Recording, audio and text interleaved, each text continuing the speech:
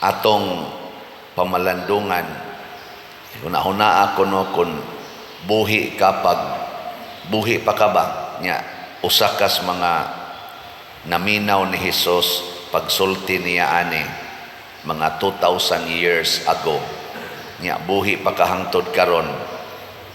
Unsa kay imong bation? Awa di mo ka-imagine. Ningon si Jesus ba, magsaksi sad mo, mahitungod ka nako. Nya magsaksi sad ang Espiritu Santo, mahitungod ka nako. Nya magsaksi mo, mahitungod nako, kay kuyog man mo nako, samtang buhi pa ko. Nya gipatay siya. Nya karon iabot nag 2,000 years, nagpadayon ang iyang gipangtudlo nga mao gihapon ang atong gihimo. Nya mingkuan na ba natuman na gid siya, gipanghinginlan sila sa sinagoga, gipangpatay sila. Niabot yung panahon nga ang nagpatay nila nagtuo nga nagtuman sila sa sugo sa Ginoo. Mao man nahitabo sa ato mga martyrs, labi na tong dunay panagbuak ang simbahan, labi na kadtong mga kusog na kaitong paghuna-huna kanang Arianism nga si Kristo dili tinuod nga tao, nga dili sad siya dili tinuod nga Dios samtang buhi pa siya. Doon nabi ato'y mga pari, mga obispo nga niapil ato. Nya kadtong magsigig promote sa pagtulunan nga si Kristo tinuod nga Dios, tinuod nga tao, ila tong patyon mo nang daghang tag mga martyrs nga namatay tungod sa ilang pagbarog nga si Kristo tinuod yun nga Dios, tinuod nga tao. Ana ba? Daghan. Nya mo na nga ang katong naama sa to sila sa authority, ilang patyon ang katong nagbarog nga sukwahi sa ilang gituhuan. Pero pulo sila nagtuos Ginoo. Gipatay nila ba? Nya kung ikaw ana naapil ka sa pagsulti ni Hesus hangtod karon, proud ka nga mosulti nga tinuod gining atong gisunod. Nilingi imong tupad ina proud ka nga hinginlan ka nya patyon. Mahimo kang proud ana. Ha? Wa man mo klaro. Ganahan kita kanang daygon ta na sikat kita, ang tanang tao motuo gid nato ana. Oy dili na maoy paradigm ni Kristo sa iya mga apostoles. Insya gisultihan ko na kamo niini sa wap-an ni mahitabo aron ini kahitabuan ni di mo maluya, malig-on mo. Nya karon ang nagdaga na sukad kay gipamatay naman to aman to kalapas og 100 years ang iyang mga tinun-an, nangamatay raman tong tanan, na ay kasagaran gipangpatay man to pinaagig espada, pagbato, pagbitay sa cross ana. Pero karon nagsigi ang maong pagtulunan, ang nagdala na niini mao ang Espiritu Santo. Siya na ang magbantay, magtudlo, magligo nato kun atong dawaton ang Espiritu Santo. Mao bitaw nga karong Pitsa 19 sa ulogo nato ang Pentecost Sunday, katong pagkunsad sa Espiritu Santo ngadtos mga apostoles kuyog ni Maria ug sa uban pang mga disipulo nga nitugdon sa ilang mga ulo nga murag dila nga kalayo. Mao toy usas mga images sa Holy Spirit niya pagkunsad ato ning lig-on dayon ang ilang pagtuo, wa na sila mahadlok. Mao sa nay nahitabo pagsuroy na nila ngadto sa mga pagan territories, kutob sa maminaw nila og mudawat sa ilang pagtulunan, sama nila ni Cornelio, sama atong taga Antioquia, inig sugod yun og preaching nila ni Peter, nila ni San Pablo, magyaw-yaw dayon sila og mga lain-laing pinulungan. Maunay ilang timailhan sa una nga ni kunsad na ang Espiritu Santo kay magsulti sila lain-laing pinulungan. Kadaghan na nahitabo sa kinabuhi nila ni Peter, nila ni Saint Paul. Nya kana ganing malig-on ang ilang pagtuo hangtod gyud na karon basta mudawat tas Espiritu Santo. Nang giimbitar ta nga motambong ta didto sa Pentecost Sunday. Mupalit lang mo ticket 100. Kagamay anang 100 nga tugpahan kas Espiritu Santo, malig-o na ka. No? Gamay na 100. Namang gani ato mga online parishioners, murag ambot pila na to'y gisponsoran dito. Sobra naman tingitos na po kabuok. Na inamalit o atong ticket din para aning Pentecost Sunday karong May 19 nga. Father, ako lang ng bayran niya kadang ihatag lang na sa gusto mo adto nga dili makabayad sa 100 pesos. Kay naningkamot sad sila nga daghan ang makasinati. Kay maura man gyapon ng espirituha ang mukonsad. Dili lang tungod kay nabunyaga na ta, kung dili ang pagpainit ba. Mura bag na may usahay no nga kadagod sa imong suga. Para ni atong suga ba kani? Suga, nagsiga naman ni siya. Pero doon ay panahon murag mahurot ang iyang lana. Nga inighimo na to aning special event. Mao ni ang pagbukbo, refill. I-refill ang kainit sa atong pagtuo. Gilingi ay mong tupad, ing nainit pa karon. Basig ang ato na lang panahon mo'y init. Pero ang atong pagtuo, bugnaw na. Bugnaw. Mo question na ta sa mga sugo os Ginoo. Nabitay ni text nako, ingon siya, Pader, sige man yung kagyaw-yaw anak, kung kamo magpahulam, ayaw na mo paningil anang utang. Hain man as Bible makitaan, pastang pangita sa nako, kay kanil laging bugo-bugo sa tanako, nakaagi man yung kuana, asa magina makit eh. Perting problemahan ako, may gani kay na ay Google ba? Sige kong padpad sa Bible, kutob sa kong mahinumduman, di man dyan ko kadumdum, ako na lang gi-Google. Naadi ay usa sa mga verses, pero daghan man na dihas Bible, kakatag-katag lang na siya, nga lain-lain pagkasulti.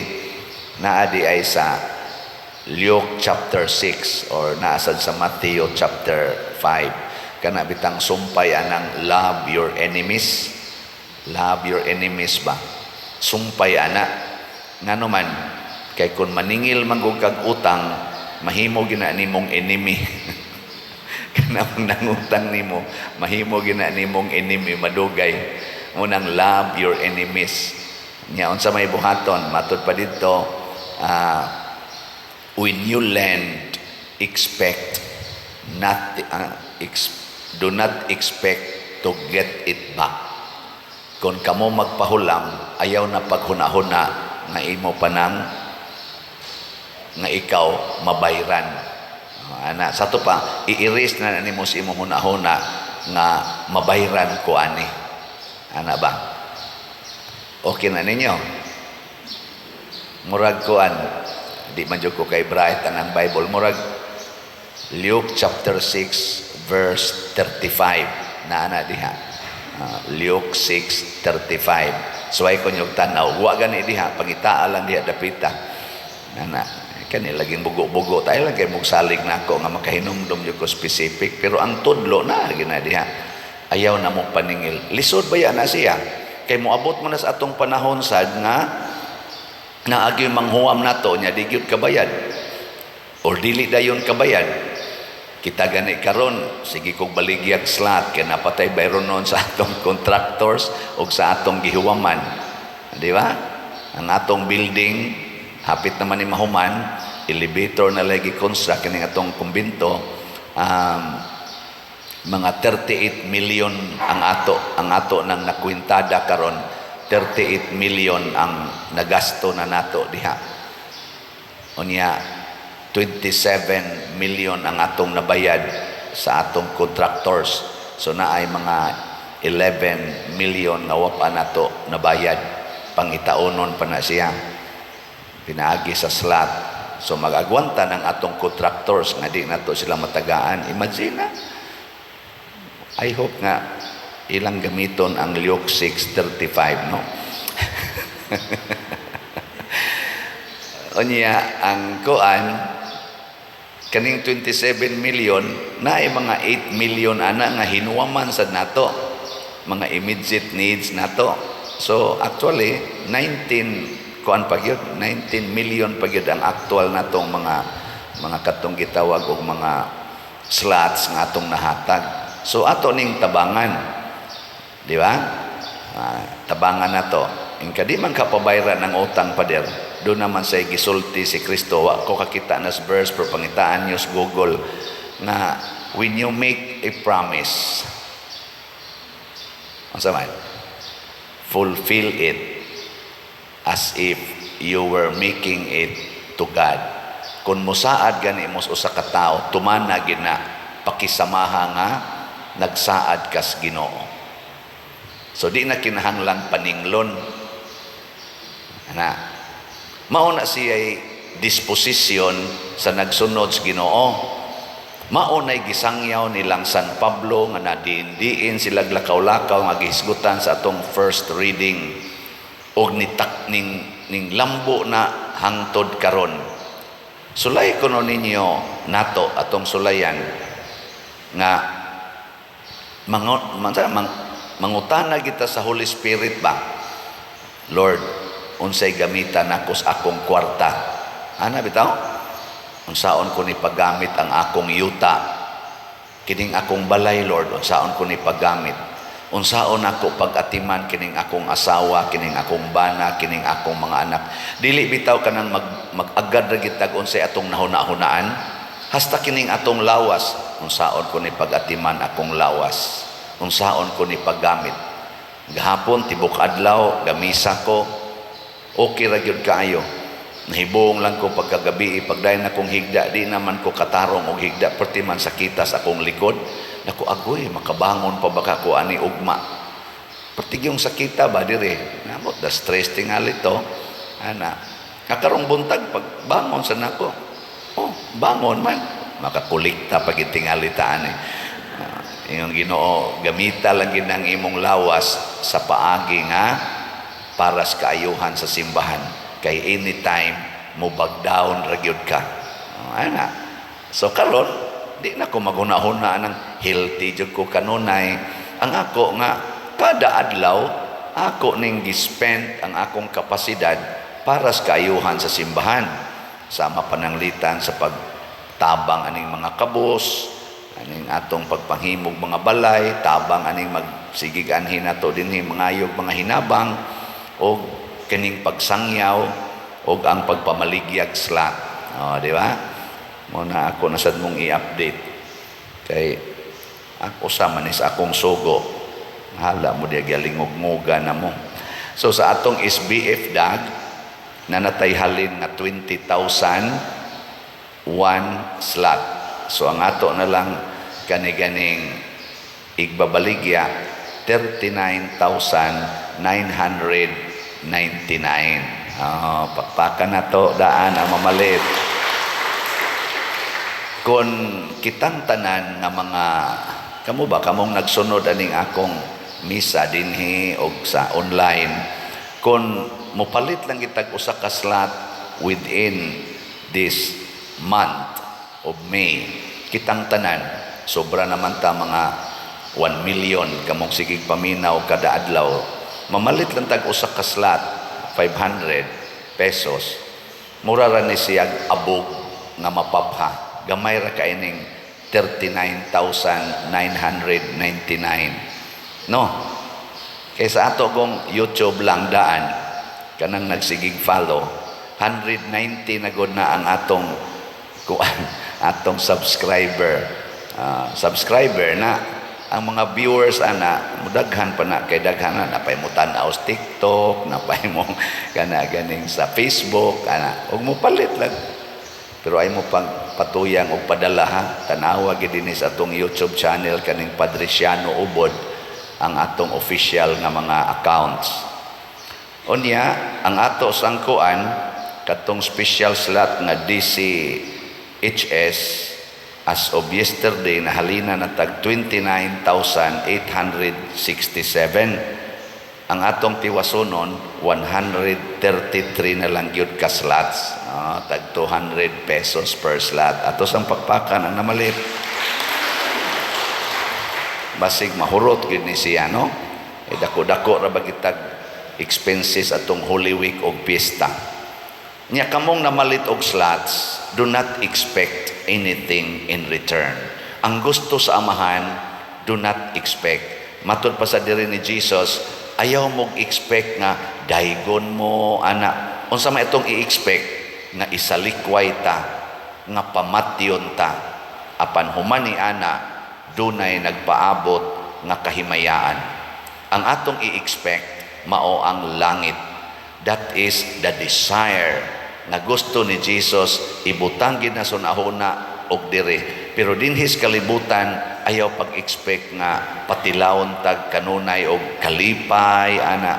Ang atong i-expect yun kasakit. Pareho na ako god lipay makikumagtan-aw dinhi. Pero doon na bayag pipila ka mga tao nga magsigi sag binuang og istorya nga rin ako, di ba? Ibutang pa ko sa social media. Hinganlan pag ganit tagyawa usahay. Pero sakti lang. Kuha naman na, given naman na ni Jesus. Mahigog maraman sa kuha ng mga nakugyawa kay tinuod man sa nausahay, may pagkayawan on man sa gyud ko. Mailhan man na nimong yawan on kay mahadlok man na nimong mga tao. Di mo mahadlok og yawa. Hadlok ko nya ako man ang mailhan nga yawan on sa ko kay ngano man ang mga sakristan hadlok man ako. Hasta gani kani ako mga staff dinhi hadlok na nako.